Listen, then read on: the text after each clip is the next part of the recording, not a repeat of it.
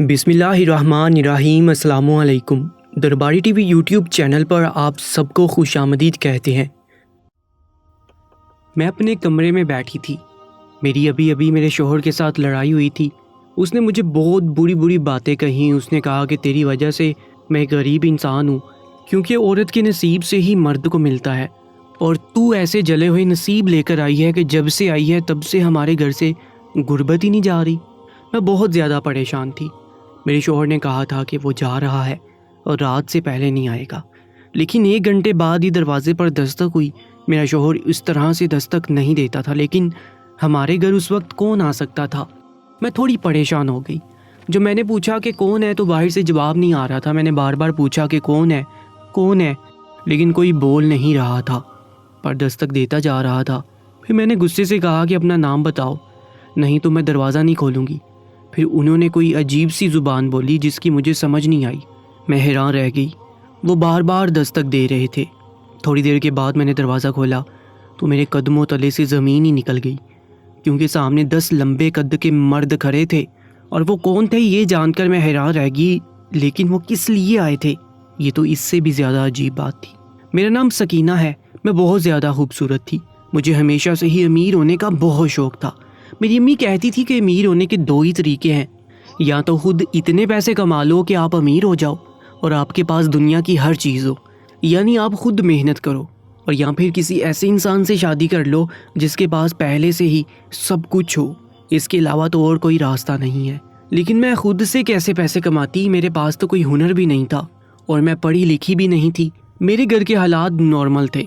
हम लोग बहुत ज़्यादा अमीर नहीं थे। मेरे बाबा एक ऑफिस में चपरासी का काम करते थे, लेकिन घर में 2 वक्त की रोटी मिलती थी। जो भी मिलता था हमेशा कम ही लगता था। ये नहीं पता था कि कभी कुछ इससे भी बुरा हो सकता है। फिर मुझे शहजाद नामी एक लड़के से मोहब्बत होगी। ये हमारे मोहल्ले में ही आता जाता था। ये यहाँ पे रहता नहीं था, लेकिन अक्सर आता जाता था। इसकी शक्ल बहुत ज़्यादा खूबसूरत थी। सबसे पहले आंखों को शक्ल ही तो अच्छी लगती है। इंसान कौन है, कैसा है, ये तो बाद में पता चलता है। और मेरी आंखों को वो भा गया था।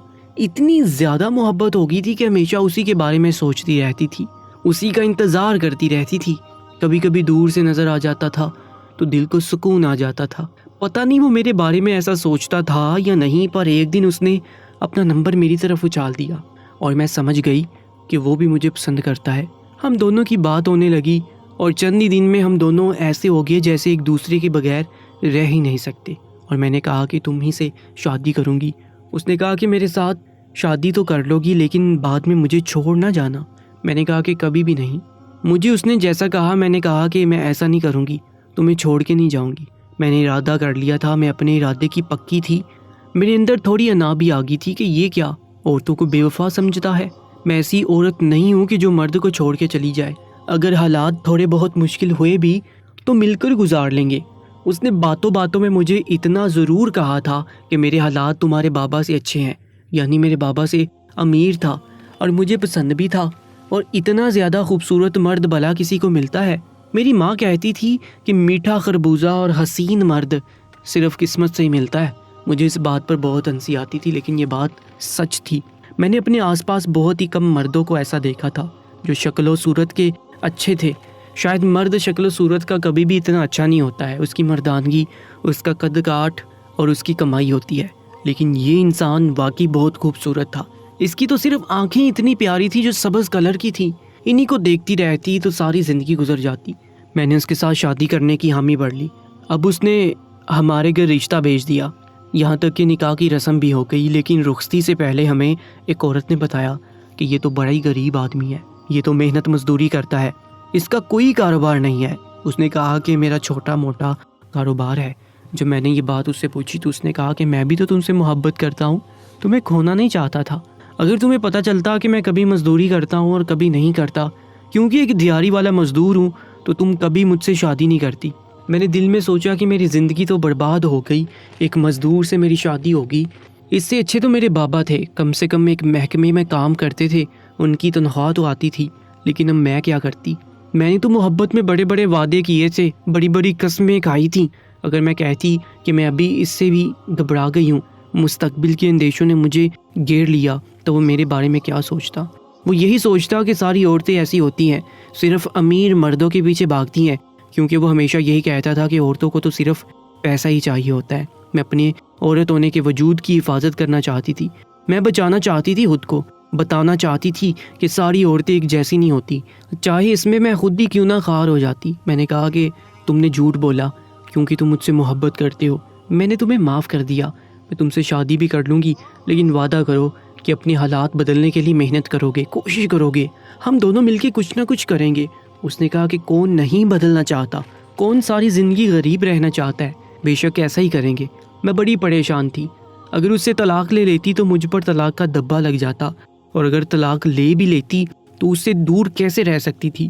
مجھے واقعی اس سے محبت ہو گئی تھی اور اس کو مجھ سے، لیکن بیچ میں یہ جو اتنی ساری باتیں تھیں یہ ساری ہی پریشانی والی تھی، کوئی اچھی بات نہیں تھی۔ امی کہتی تھی کہ آج کل تو ان لوگوں کا بھی گزارا نہیں ہوتا جو مہینے کے 30-40 ہزار روپے کماتے ہیں، اور تمہارا شوہر تو محنت مزدوری کا کام کرتا ہے، اس کا یہ جو سارا حسن ہے نا یہ بھی 2-3 سال میں ختم ہو جائے گا، پھر تم بیٹھی رہنا۔ میرے گھر والے تو مجھے ہی باتیں سناتے تھے کیونکہ میں نے اس کو پسند کیا تھا، اس وقت ان کو سب کچھ ٹھیک لگا تھا، لیکن اب وہ مجھے دن رات باتیں سنا رہے تھے، ٹارچر کر رہے تھے۔ میرے پاس اور کوئی راستہ نہیں تھا، میں نے شہزاد سے کہا کہ وہ جلدی جلدی مجھے رخصت کروا کے لے جائے، بس جو ہے جیسا ہے وہی میرے لیے سب کچھ ہے۔ دل میں ایک امید تھی کہ مل بانٹ کر کچھ نہ کچھ کر لیں گے اور سب کچھ ٹھیک ہو جائے گا۔ میں اس کے گھر آ گئی، لیکن یہاں آ کر پتہ چلا کہ واقعی سب کچھ خراب تھا۔ امی ابا نے پہلے تو تھوڑا بہت سامان بنایا تھا، لیکن اس کے بعد غصے میں آ کر انہوں نے باقی کا سامان بھی نہ بنایا۔ ہمارے پاس فریج نہیں تھا، ٹی وی نہیں تھا، بیڈ وغیرہ تو اماں نے دے دیے تھے۔ ان کے گھر میں پہلے بھی تھوڑا بہت سامان تھا، لیکن وہ استعمال کرنے کے قابل نہیں تھا۔ اس نے خود کہا کہ میں تو اکیلا رہتا تھا تو انہی چیزوں کو استعمال کر لیتا تھا، لیکن یہ تمہارے قابل نہیں ہے۔ اس نے ان میں سے کافی ساری چیزوں کو کباڑ میں بیچ دیا۔ ہمارے گھر میں بس 2 وقت کی روٹی ملتی تھی اور کچھ بھی نہیں، اور وہ مجھے پورا دن اکیلا چھوڑ کر چلا جاتا۔ ایک دن میں صابن لینے گئی تو صابن کی دکان پر لکھا تھا کہ قرآن اندازی میں شامل ہو جائیں اور حج و عمرے کی سعادت حاصل کریں۔ مجھے ہمیشہ سے ہی حج و عمرہ کرنے کا بہت زیادہ شوق تھا۔ اللہ کا گھر دیکھنے کا کس کو شوق نہیں ہوتا، تو مجھے بھی تھا۔ میں نے تو یہی سوچا کہ میں بہت زیادہ امیر ہو جاؤں گی، میرے پاس پیسوں کی کمی نہیں ہوگی، کسی ایسے آدمی سے شادی کروں گی جس کے پاس بہت سارے پیسے ہوں گے اور ہم ہر سال حج یا عمرہ کرنے کے لیے جائیں گے۔ لیکن یہاں پر تو 2 وقت کی روٹی بھی نہ ملتی تھی، تو اللہ کا گھر کیسے دیکھ پاتی۔ میں نے وہ صابن خرید لیا اور اس میں جیسا جو لکھا تھا وہ لکھ کے بیچ دیا۔ اسی طرح میں انہی ساری چیزوں میں مصروف رہتی تھی، کبھی کسی صرف کا اشتہار دیکھتی تو کبھی کسی صابن کا، کسی تیل کا، جو بھی طریقہ کار وہ بتاتے میں پورا کر کے بیچ دیتی تھی۔ کبھی اخباروں میں سے اشتہار کاٹ رہی ہوتی تھی تو کبھی کچھ کر رہی ہوتی تھی۔ مجھے بس امیر ہونا تھا۔ لاٹری کے ٹکٹ بھی لیے تھے۔ میرا شوہر مجھے میرے اپنے خرچے کے لیے تھوڑے بہت پیسے دیتا۔ یہ بات اچھی تھی کہ وہ بہت اچھا انسان تھا، مجھ سے بہت محبت کرتا تھا، محبت بہت تھی ہمارے اندر۔ اس کو احساس تھا کہ اس نے مجھے خرچہ دینا ہے، اگر 200 بھی کماتا تو اس میں سے 100 روپیہ وہ مجھے دیتا۔ جو بھی پیسے میں نے جمع کیے تھے ایک دن جا کے لاٹری کے ٹکٹ لے آئی، لیکن لاٹری نہیں نکلی۔ میرے شوہر نے مجھے بہت ڈانٹا اور اس نے کہا کہ یہ پیسے میں نے تمہیں دیے تھے کہ تم اپنے لیے کوئی چیز لے لو، اپنی ایسی چیزیں جو تمہاری ضرورت کی ہوں، یا کچھ کھا پی لیا کرو، لیکن تم نے تو سارے پیسے ہی ختم کر دیے، اور دیکھو ہوا بھی کچھ نہیں۔ مجھے بھی بڑا افسوس ہوا، میں پوری رات بیٹھ کے روتی رہی، سوچا تھا کہ دوبارہ نہیں کروں گی، لیکن امیر ہونے کی خواہش اور اللہ کا گھر دیکھنے کی خواہش نے مجھے پاگل کر رکھا تھا۔ میں کہتی تھی کہ میرے پاس دنیا کی ہر سہولت ہو، میں ان لوگوں کی طرح بننا چاہتی تھی جو باہر کے ملک کے ٹور کرتے ہیں اور جن کے بڑے بڑے کاروبار ہوتے ہیں، لیکن ایسا کبھی بھی نہیں ہو سکتا تھا۔ اب تو میں اپنے شوہر سے لڑائی جھگڑا بھی کرتی تھی، وہ بیچارہ خاموش ہو جاتا۔ وہ کہتا تھا کہ میرے پاس تو مجھے دینے کے لیے صرف محبت ہے، اگر یہ بھی تمہیں نہیں چاہیے تو میں کچھ نہیں کر سکتا۔ میں نے شہزاد کو کہا تھا کہ وہ کچھ نہ کچھ کرے گا، ہم اپنے حالات بدلنے کی کوشش کریں گے، لیکن کچھ نہیں ہو رہا تھا۔ لیکن جتنا بھی ہم زیادہ پیسہ کمانے کی کوشش کرتے، اتنی اس ملک میں مہنگائی بڑھتی چلی جا رہی تھی اور ہم وہیں پر واپس آ جاتے تھے۔ تھوڑے بہت پیسے جمع ہوتے تھے تو وہ بھی خرچ ہو جاتے۔ جب انسان خوش نہیں ہوتا، پریشان ہوتا ہے، جو چاہتا ہے اسے سکون مل نہیں رہا ہوتا، تو پھر اس کی طبیعت بھی خراب رہنے لگتی ہے، اور میری طبیعت بھی خراب رہنے لگی تھی۔ میں بہت زیادہ بیمار رہنے لگی تھی، مجھے ہر روز کوئی نہ کوئی مسئلہ ہوتا اور پھر میری بیماری پر بھی پیسے لگ جاتے۔ مجھے بیمار دیکھ کر وہ پریشان ہو جاتا تھا، 1 منٹ بھی اکیلا نہیں رہتا تھا، فوراً سے کچھ نہ کچھ کرنے کی کوشش کرتا۔ یہ نہیں کہتا تھا کہ درد کی گولی کھا لو اور سب کچھ ٹھیک ہو جائے گا، بلکہ وہ کہتا تھا کہ میں تمہیں ڈاکٹر کے پاس لے جاتا ہوں، دوائی لے کر دیتا ہوں۔ جو چیز ضروری ہوتی تھی وہ کرتا تھا، میرا خیال کرتا تھا۔ اس معاملے میں وہ بہت اچھا شوہر تھا۔ اللہ کا شکر ہے کہ اور کوئی مسئلہ نہیں تھا، مسئلہ صرف پیسوں کا تھا، اور یہی سب سے بڑا مسئلہ تھا۔ میں نے نہ جانے کتنی چیزیں بیچی، نام، پتہ، ایڈریس، نمبر، سب کچھ۔ جہاں بھی مجھے یہ نظر آتا ہے کہ فری حج یا عمرے کی سعادت حاصل کریں، لیکن اس کے لیے آپ کو یہ کرنا پڑے گا، تو میں کر گزرتی تھی۔ اب تو میرے شوہر نے مجھے یہ کہنا شروع کر دیا تھا کہ کوئی فائدہ نہیں ہونا ہے، کیونکہ ہماری شادی کو 3 سال ہونے والے تھے۔ اسی ٹینشن کی وجہ سے ہمارے ہاں بچے بھی پیدا نہیں ہو رہے تھے۔ ایک ڈاکٹر نے کہا کہ آپ کی بیوی اکیلی رہتی ہے، بچہ پیدا ہو جائے گا تو اس کے ساتھ اس کا وقت اچھا گزر جائے گا، پھر یہ ٹھیک ہو جائے گی۔ لیکن جب ہم ڈاکٹر کے پاس گئے تو اسی ڈاکٹر نے یہ بھی کہا کہ جب تک یہ ٹینشن لیتی رہے گی تب تک ان کا اندرونی نظام ٹھیک نہیں ہوگا اور بچہ پیدا نہیں ہوگا، کیونکہ یہ بہت زیادہ کمزور ہے، اور باقی کا کام انہوں نے اپنے آپ کو پریشان کر کے کیا ہوا ہے۔ راتوں کو اٹھ کے روتی تھی کیونکہ جو میں چاہتی تھی وہ ہو نہیں رہا تھا، اور وقت گزرتا چلا جا رہا تھا۔ میں اپنی خواہش کے معاملے میں بہت بے صبری تھی۔ ماں باپ بھی میرا ساتھ نہیں دیتے تھے، کیونکہ انہوں نے تو منع کیا تھا۔ انہوں نے کہا تھا کہ یہ شادی نہ کرنا، نہیں تو پریشان ہوگی اور پچھتاؤگی، لیکن میں نے ہی ان کی بات نہیں مانی تھی۔ اس لیے اب وہ جو بھی کہتے ان کا کہا نابجا بھی تھا، اور میرا کیا نہ کیا بھی ایک جیسا تھا، کیونکہ جو ہونا تھا وہ ہو چکا تھا۔ ان کو پھر بھی میرا احساس تھا۔ کبھی آتے تو میرے لیے کھانے پینے کی کوئی چیز لے آتے تھے، الٹی سیدھی باتیں نہیں کرتے تھے، تانے نہیں دیتے تھے، کیونکہ ان کو پتا تھا کہ میں پہلے ہی اپنی غلطی کی سزا بھگت رہی ہوں۔ میں ایک ایسی لڑکی تھی جس نے اپنی پسند کی شادی کی تھی، اسے اپنی پسند کا انسان مل گیا تھا، لیکن اس کے خواب پورے نہیں ہوئے تھے۔ میں اپنے شوہر کو چھوڑنا بھی نہیں چاہتی تھی، اسی کے ساتھ رہنا چاہتی تھی، بہت محبت کرتی تھی اس سے۔ اگر وہ مجھ سے دور ہو جاتا تو پھر شاید میں زندہ بھی نہ رہتی۔ ابھی تو صرف بیمار تھی، بعد میں مر جاتی، لیکن میں جو خوشیاں چاہتی تھی وہ مجھے نہیں مل رہی تھی۔ میرے لیے صرف میرا شوہر اہم نہیں تھا، میرے لیے میری خوشیاں بھی اہم تھیں، لیکن یہ سب کچھ نہیں ہو رہا تھا۔ اب میرے پاس لے دے کے بس ایک یہی کام رہ گیا تھا کہ میں اللہ کے سامنے رو پڑتی، 5 وقت کی نماز پڑھتی تھی۔ یہ تو میری پہلے سے ہی عادت تھی، اور دعا مانگتے مانگتے میری آنکھوں میں آنسو آ جاتے تھے۔ میرے شوہر کی طبیعت خراب تھی، 2-3 دن سے اس کی صحیح مزدوری نہیں لگ رہی تھی، لیکن پھر بھی وہ کام کرنے جاتا تھا۔ وہ گھر آیا، گھر میں کھانا پکانے کے لیے کچھ بھی نہیں پڑا تھا۔ اس نے کہا کہ فکر نہیں کرو، میں کھانا لے کر آتا ہوں۔ وہ 2 روٹیاں اور تھوڑا سا سالن لے کر آیا اور کہنے لگا کہ تم کھا لو۔ میں نے کہا کہ آپ کیوں نہیں کھا رہے؟ تو اس نے کہا کہ میں جا رہا ہوں، مجھے ضروری کام ہے، تم کھا لو، رات کو میں آؤں گا تو پھر رات کے لیے الگ سے کھانا لے آؤں گا۔ مجھے پتا تھا کہ اس کو کوئی ضروری کام نہیں تھا، وہ مجھے کھانا دے کر اس لیے چلا گیا تاکہ میں پیٹ بھر کے کھا لوں، کیونکہ یہ کھانا صرف ایک بندے کے لیے کافی تھا اور ہم لوگ 2 بندے تھے۔ میں نے اسے روکنا چاہا لیکن وہ چلا گیا۔ میری آنکھوں میں آنسو آ گئے۔ میں نے ابھی نوالا بنا کر توڑا ہی تھا کہ دروازے پر دستک ہوئی۔ مجھے لگا کہ شاید وہ واپس آ گیا ہے، اور باہر دیکھا تو ایک فقیر تھا۔ فقیر کا حلیہ بڑا ہی عجیب تھا۔ ایسے فقیر تو آج کل نظر آنا ہی بند ہو گئے تھے، جس کو ملنگ کہتے ہیں۔ یہ کچھ اس طرح کا تھا، اللہ کے نام پر روٹی مانگ رہا تھا، صدا لگا رہا تھا، کہنے لگا کہ 2 دن سے بھوکا ہوں بیٹی، کھانے کے لیے کچھ دے دو۔ میرا دل تو کیا کہ میں اس فقیر کو کہوں کہ میں بھی تو 2 دن سے بھوکی ہوں، میرے پاس کچھ بھی نہیں ہے سوائے ان 2 روٹیوں کے اور تھوڑے سے سالن کے جو میرا شوہر میرے لیے چھوڑ گیا، اور خود بھوک سے ادھر ادھر منڈلاتا پھر رہا ہوگا، اور وہ بھی تم مانگنے کے لیے آگے ہو۔ لیکن میں نے ایسا کچھ نہیں کیا۔ میں نے اپنے دل پر پتھر رکھ لیا اور لمبی آہ بھری میں نے کہا کہ لے کر آتی ہوں بابا۔ میں نے وہی سالن روٹی ایک شاپر میں ڈال دی اور اس کو دے دی۔ اس نے کہا کہ اللہ تمہاری ہر مراد پوری کرے۔ میں نے کہا کہ آمین، اور وہ وہاں سے چلا گیا۔ رات ہوئی تو میرے شوہر نے کہا کہ معاف کرنا، آج کھانے کے لیے کچھ نہیں ملا کیونکہ مجھے پیسے نہیں ملے ہیں۔ انہوں نے کہا کہ ابھی کام ادھورا ہے، پیسے کل ملیں گے، پھر 2 دن کی مزدوری ہو جائے گی تو کل آٹا اور دال بھی لے آؤں گا۔ میں نے کہا کہ کوئی بات نہیں، میں نے تو دوپہر کا کھانا کھایا تھا۔ اس نے کہا کہ ہاں چلو، کم سے کم کچھ تو گیا تمہارے اندر۔ اس کو کیا پتا تھا کہ میں نے دوپہر کا کھانا بھی نہیں کھایا تھا۔ بھوک سے میرے پیٹ میں بہت درد ہو رہا تھا۔ آج کی رات میرے لیے بڑی مشکل تھی۔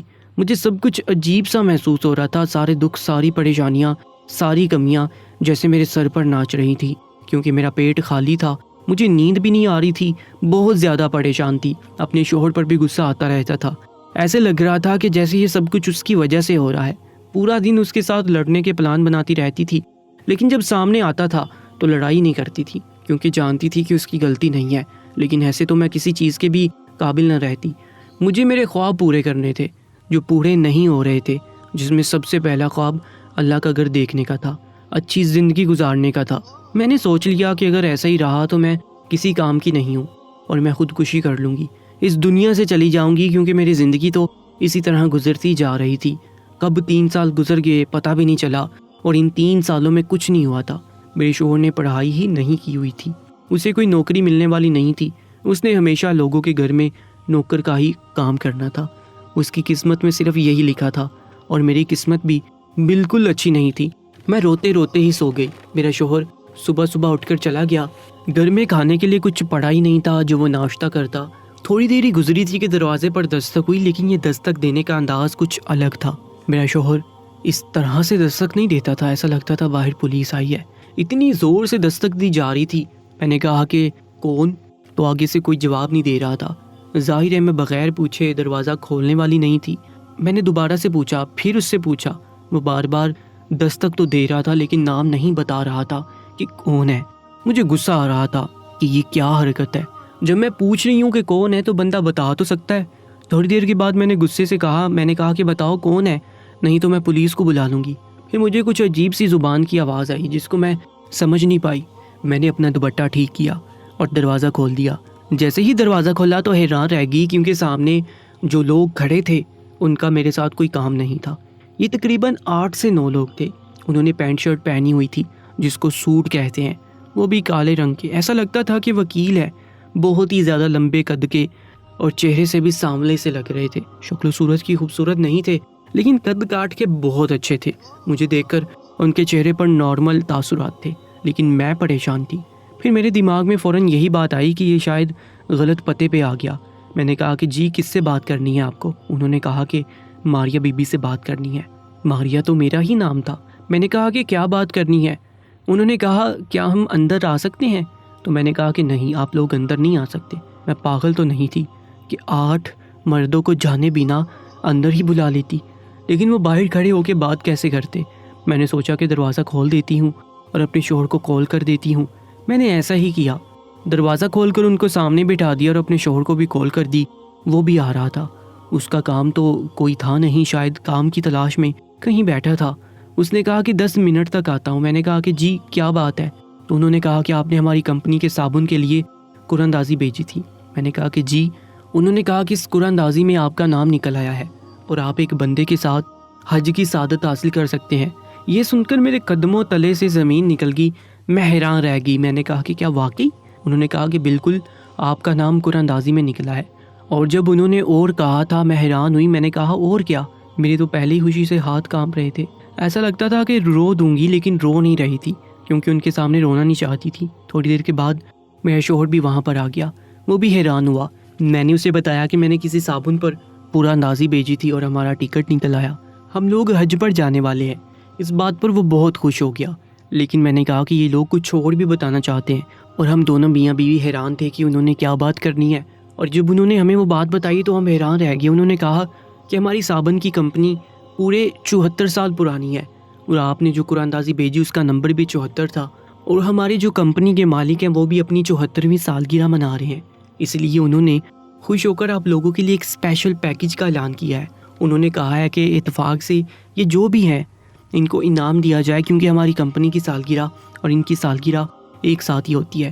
وہ بہت ہی زیادہ اچھے انسان ہیں، انہوں نے کافی سارے حج عمرے کیے ہوئے ہیں۔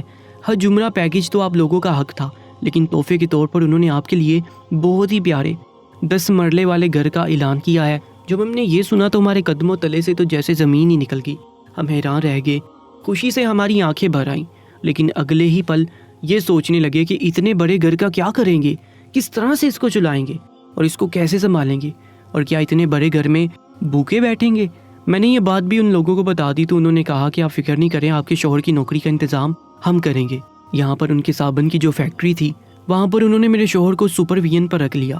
میرے شوہر نے صرف دیکھنا تھا کہ مزدور ٹھیک سے کام کر رہے ہیں یا نہیں۔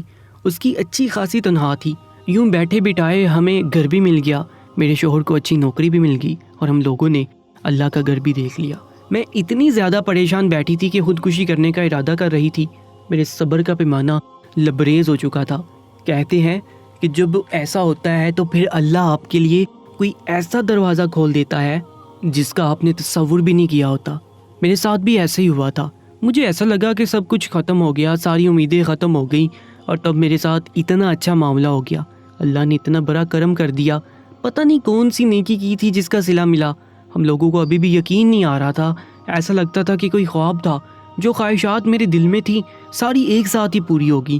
وہ لوگ ہمارے پاس آئے، انہوں نے ہمیں گھر دکھایا اور ایک ہفتے کے اندر اندر ہی گھر ہمارے حوالے کر دیا۔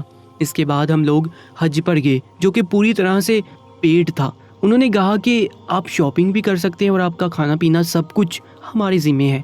وہاں پہ ہم اس آدمی سے بھی ملے تھے، بہت اچھا آدمی لگ رہا تھا۔ ہم نے اس کا شکریہ ادا کیا، وہ بھی خوش ہوا کہ اس نے جو کچھ بھی کیا ایسے لوگوں تک پہنچانا جن کو واقعی اس کی ضرورت تھی۔ اس نے اپنی طرف سے صدقہ ہی کیا تھا، زکوٰۃ ہی نکالی تھی، لیکن واقعی ہمیں ضرورت تھی۔ اس کے بعد ہم واپس آئے، ہمارے دل و دماغ پوری طرح پرسکون تھے۔ میرا وہ خواب بھی سچ ہو گیا جو میں نے سوچا تھا کہ میں اپنے محبوب شوہر کا ہاتھ پکڑ کے اللہ کا گھر دیکھنے جاؤں گی۔ اللہ نے میرا یہ خواب بھی پورا کر دیا۔ واپس آئے تو گھر کو سجانے میں کافی ٹائم لگا، پھر رشتہ داروں کو بھی بلایا۔ سب حیران تھے، ہمارے اوپر سوچ رہے تھے کہ کیسے ہو گیا یہ سب کچھ، ان لوگوں نے بھی ایسا کیا کر ڈالا۔ لیکن اتنے بڑے بڑے کام اللہ کی مرضی کے بغیر تو نہیں ہوتے۔ جو کچھ بھی ہو اللہ کی مرضی کی وجہ سے ہی ہوا تھا۔ اسی نے ہمیں اپنا گھر دیکھنے کے لیے بلایا تھا، ورنہ بڑے بڑے امیر لوگ ہوتے ہیں، لاکھوں کروڑوں کے خزانے ہوتے ہیں ان کے پاس، لیکن وہ جا نہیں پاتے ہیں۔ اب میری زندگی میں سب کچھ ٹھیک ہے، میں بہت خوش ہوں اور پرسکون ہوں، اور مجھے کسی بات سے کوئی مسئلہ نہیں ہے۔ جتنا بھی شکر ادا کروں کم ہے، اور سب سے اچھی بات تو یہ ہے کہ میں ماں بھی بننے والی ہوں۔ ڈاکٹر نے یہ کہا تھا کہ جب تک آپ خود کو پرسکون نہیں کریں گی تب تک کچھ ہونے والا نہیں ہے، لیکن جیسے ہی میرا دل اور میرا دماغ پرسکون ہو گیا، اللہ نے مجھ پر کرم کر دیا اور میں نے سب کچھ پا لیا۔ اللہ اکبر۔ دوستو، ایسے ہی سچی واقعات اور کہانیوں کے لیے ہمارے چینل کو سبسکرائب کر لیجیے گا۔ انشاءاللہ ملاقات ہوگی ایسی ہی ایک سچی کہانی کے ساتھ۔ اپنا اور اپنے دوست احباب کا بہت زیادہ خیال رکھا کریں۔ مجھے دیجیے اجازت، اللہ نگہبان۔